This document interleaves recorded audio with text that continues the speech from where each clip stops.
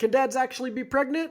No, we cannot actually be pregnant. But when my wife got pregnant, I wanted to play the strongest and biggest role I possibly could as if I was pregnant.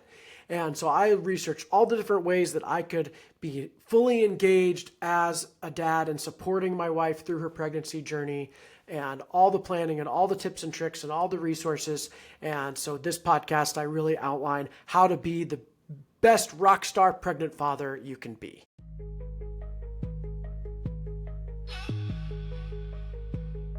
You are listening to Dedicated Joe, the new dad's guide on the upending and transformational experience of becoming a father.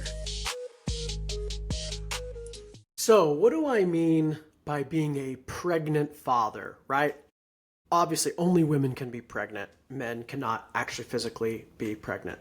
So, when I say pregnant father, I mean I wanted to embrace being a father and being part of the pregnancy process so much that it was almost as if it was my body. Of course, I can never know what it's like to actually carry a baby, but I wanted to think of myself as pregnant, that this was something that I was all into and was all me all day long. And, I had always wanted kids. I drew pictures of my future kids when I was 5. So when Serenity was finally pregnant, I was just all in. I'd wanted this forever. So I was like, let's do it. I want to be a whole part of this. So I went on this journey to figure out what role do I play in pregnancy, and was able to document a lot of that in a blog I wrote called How to Be a Rockstar Pregnant Father, which we'll link to in the show notes. First thing is, you got to choose. Men, we get to choose whether or not we're part of the pregnancy. Women, they don't get that choice. Their body's pregnant.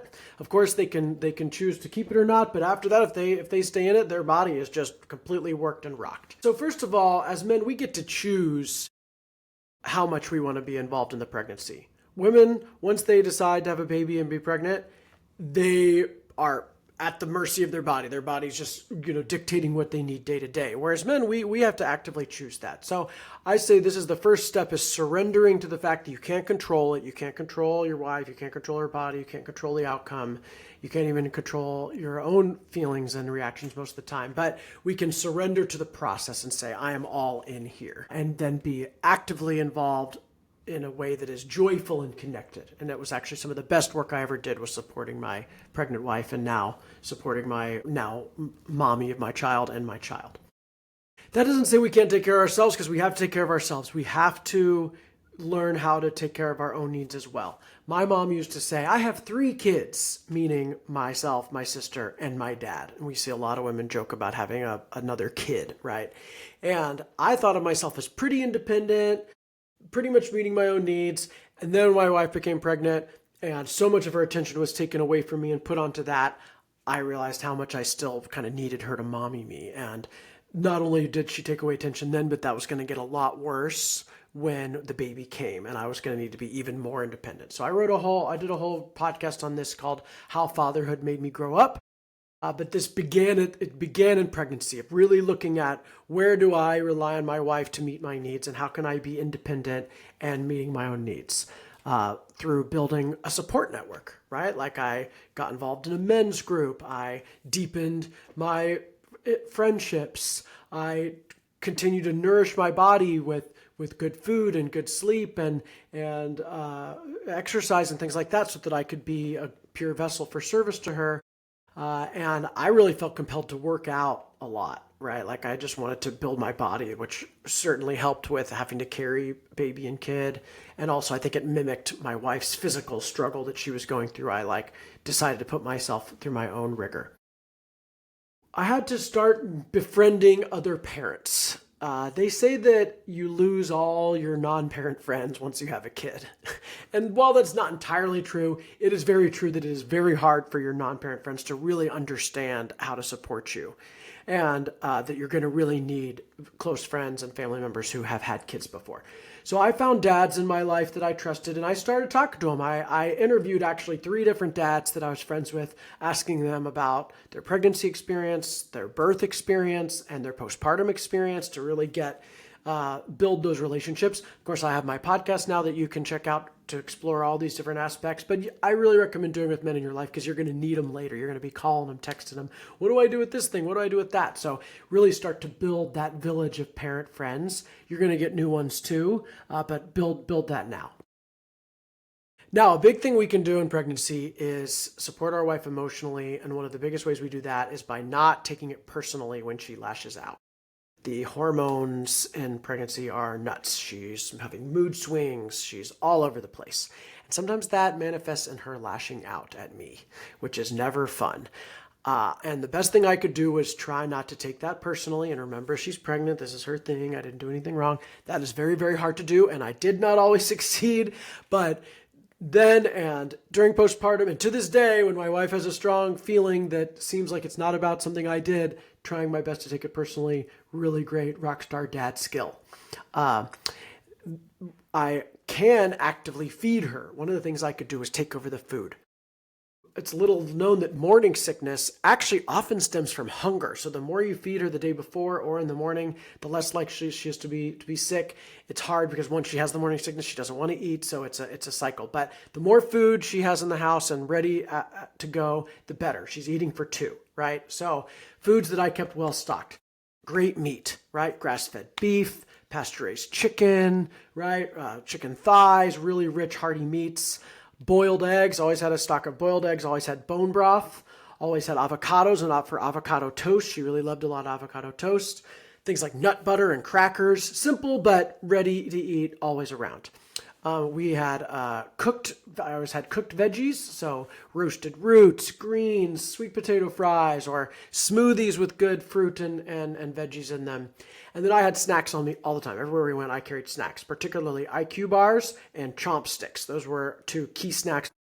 I'll put links in the show notes for those. But just whatever snack she likes, have them with you because she's just constantly hungry.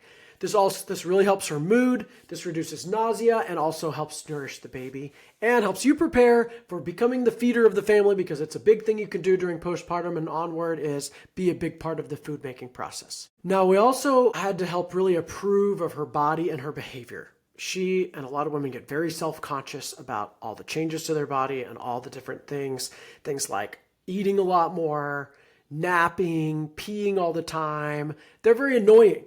And so one of the things that I found to do was validate that, celebrate it even, like, all right, you're eating more, it's for our baby. Okay, go have a nap. The baby needs it. Okay, pee all day long. It's great, you're pregnant.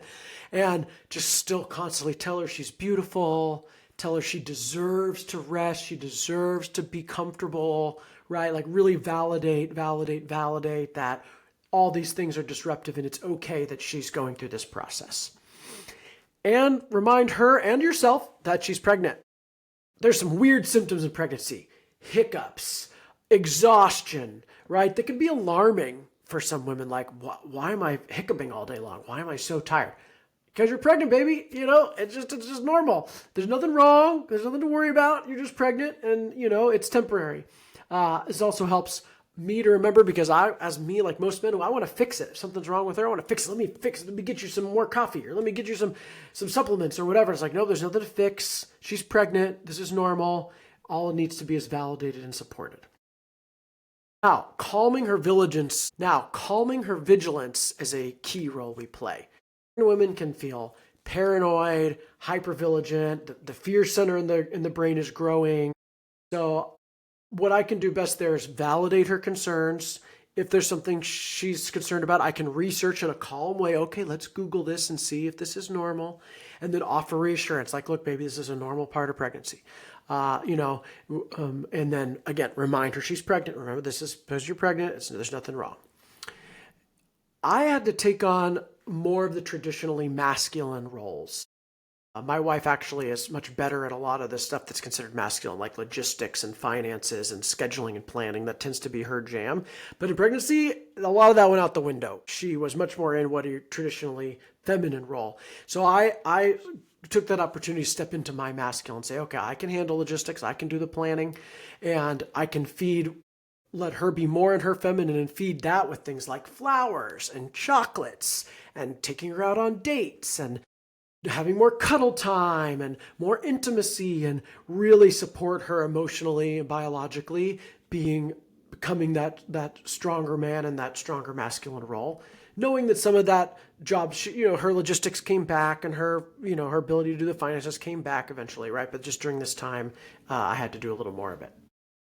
But the flip side of that was she was more magical. She had this incredible intuition, right? So though she's a little less logical, she's way more intuitive. So I really learned to lean into this, trusting her instincts, really going with her intuition, even if it was irrational or defied logic, just saying, if you have a feeling that's the way it's going to be, let's make it that way, right? She literally became a fortune teller, and I learned to trust that. And to this day, she's really made a lot of great impact on our lives by predicting the future and me being able to trust that and execute. One mantra I had began with then and continued on through postpartum was, if it doesn't require her body, I can do it. It could be if I wonder what my job is, just think what needs to be done that doesn't require her body, right? She had to handle the physical side, the gestating, the birthing, the breastfeeding, but I can handle everything else. Chores, scheduling, cooking, preparing our postpartum plan, scheduling doctor's appointments and birth support, all that kind of thing. And then I got to plan to join the birth. What was my role going to be in the birth? I considered this pregnancy ours, right? So I'm all in. Now, ultimately, all the decisions in the birth are hers, right? Where she gives birth, how she gives the birth, does she do, drugs or medicines at all? It's her body. That's her decision. I can bring her information. I can weigh in, but fundamentally support her in whatever she chooses to do. But I could study it. I could attend all the appointments. We took classes. We took hypnobirthing class.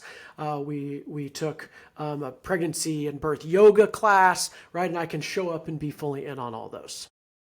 I can also help her figure out what the best birth support is. I highly, highly recommend hiring at least one doula. Now, that's in addition to the midwife or the doctor who's delivering the baby. Now, I support it a lot, and I could play a huge role, and I even thought maybe I could be doula, but my wife insisted on having the doula, and I'm really glad she did, because I was having my own experience. I needed to just be dad, and she needed somebody who was just there for her, who was a birth expert. So our doula was amazing. Even though we ended up in the hospital after we'd planned a home birth, our doula was super, super key. But you could have more than one doula. You can have friends. You can have a midwife, doctors, whatever she wants. The more the better. I will do a whole nother episode on birth planning and how you plan for the birth and participate in the birth.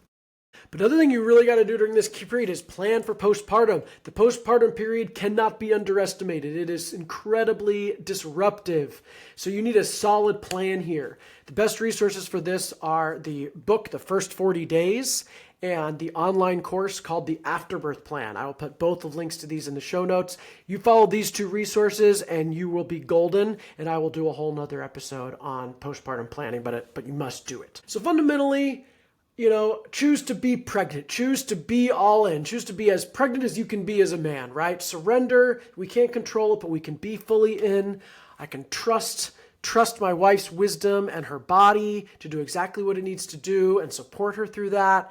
And then just serve in every way possible with love and enthusiasm, because I'm just so overwhelmed with gratitude. I remember being so overwhelmed with gratitude for Serenity, for the way she's creating life, for the miracle of creation, for the privilege of becoming a dad, right? So despite the work, remember that and be the biggest rock star pregnant father you can be, and stay dedicated. Let's see if I can get some attempts at snippets here.